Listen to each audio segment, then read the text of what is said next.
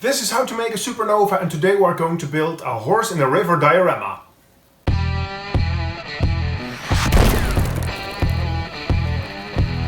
Somebody else made a horse and a tree, and she asked me to make a base for it, so this would become one project. So let's go. The first thing I needed to do was to make a wooden base to build a project on. So with a pencil I made basic shapes. This will be the river, this will be a small island, and this will be the shore. Right now I'm going to use a hot glue gun to glue some foam here, and then I can start making the landscape.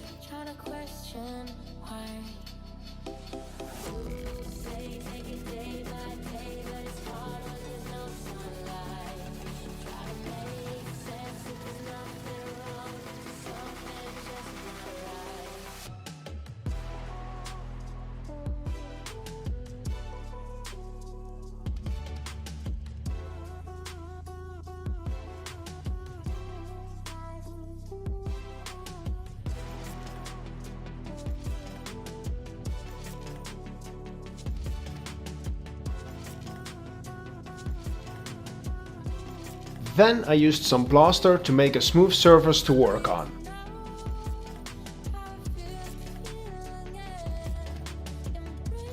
So right now the plaster is dry. I'm going to use some PVA glue to cover this whole project in sands and stone. I have very fine sand and small stones. The small stones are for the riverbed.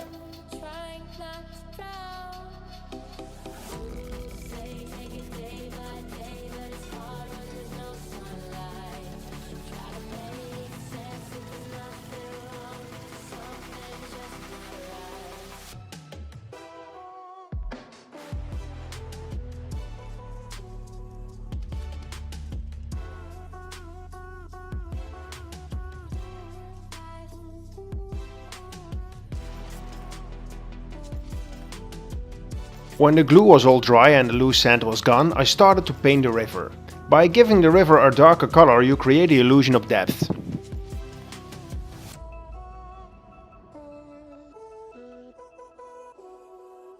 To get some different looks, I made some simple washes. A few drops of paint mixed with some paint thinner. I used some black, brown and green paints for this.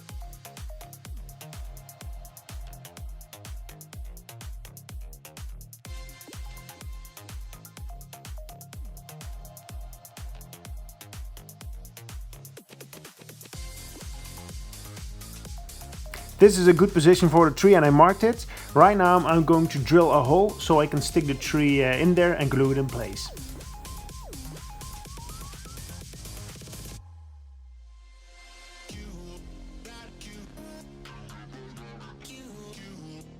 The next step is to put the static grass on. I'm going to use a brush and white glue and make some patches where I want the grass to be.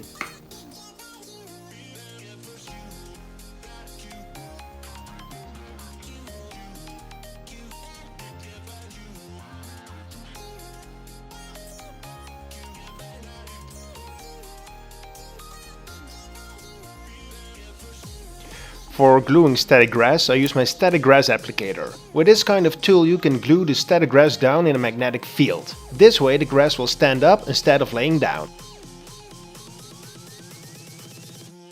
To give it some variety, I added some tuft made of longer static grass.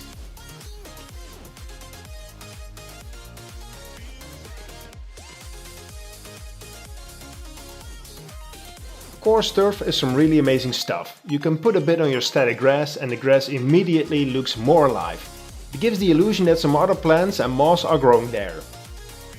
To finish it all up, I used some different colored grass and some crumbled dead leaves from my garden.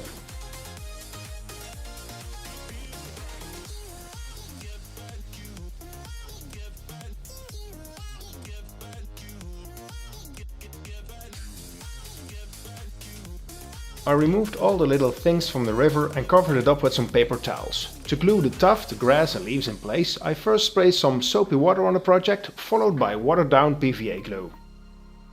Then it was time to make a dam for the resin. I used some masking tape and hot glue to make sure the resin wouldn't leak out.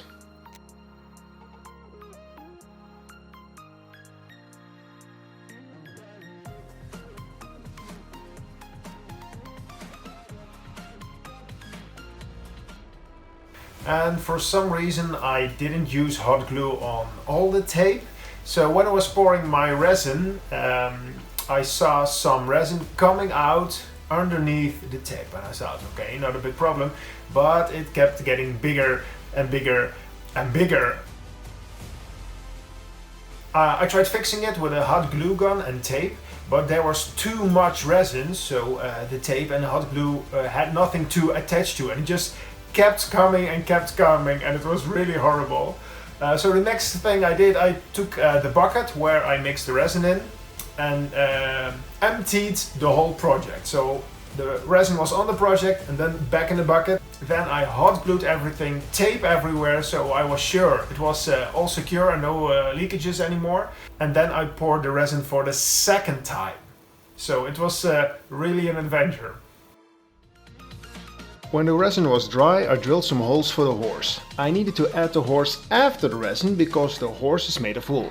I was afraid that the wool would soak up all the resin and the horse would turn out green.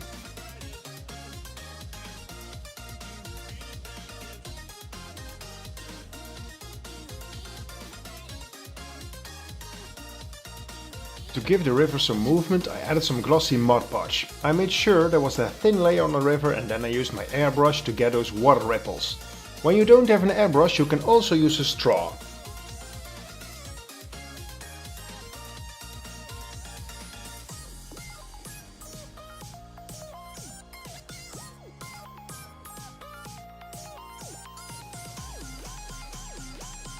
As finishing touch, I added some white paint where the horse was standing in the water.